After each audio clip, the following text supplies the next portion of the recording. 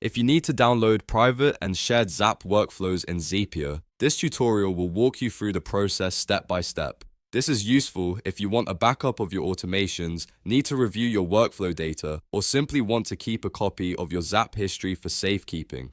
Before we begin, make sure you're signed in to the correct Zapier account that contains the workflows you want to download.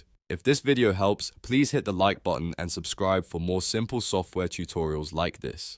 Alright, let's get started. First, go to Zapier in your browser and log into your account if you are not already signed in. Once you're inside the dashboard, look to the top right corner of the screen and click on your profile icon.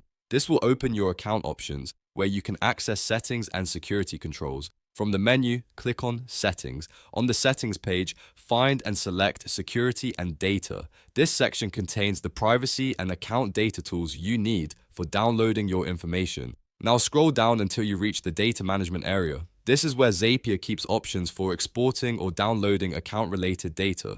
In this section, look for the option labeled Download all private and shared Zapier workflows. This is the key setting that lets you request a file containing your workflow data. When you find it, click the download arrow next to it. Zapier will begin preparing your file. Depending on the size of your account and how many workflows you have, this may take a short moment while the system generates the export. After you click the download option, Zapier will let you know that the file will be delivered to your email. That means the download is not immediate inside the browser, so the next step is to check the email address connected to your Zapier account. Open your email inbox and look for the message from Zapier.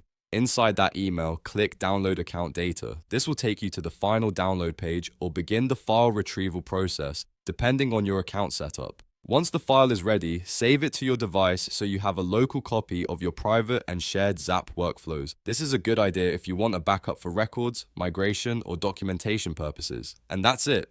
You've now learned how to download private and shared Zap workflows in Zapier. It only takes a few steps once you know where to look, and using the security and data section makes the process much easier. If this video helped you, don't forget to like, subscribe, and turn on notifications for more helpful tutorials just like this one. Thanks for watching, and I'll see you in the next video.